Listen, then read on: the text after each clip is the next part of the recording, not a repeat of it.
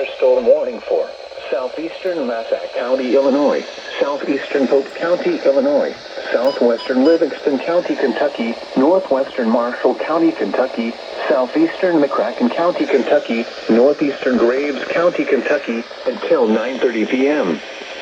At 9:03 p.m., severe thunderstorms were located about 5 miles south of Paducah, moving northeast at 45 miles per hour.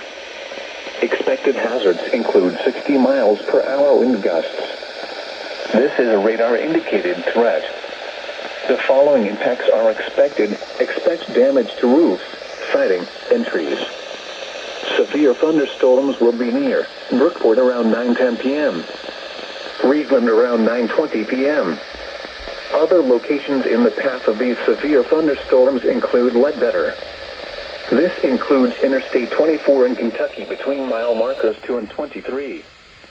Repeating, a severe thunderstorm warning has been issued until 9:30 p.m. for the following counties in Illinois, Massac and Pope, and the following counties in Kentucky, Graves, Livingston, Marshall, and McCracken.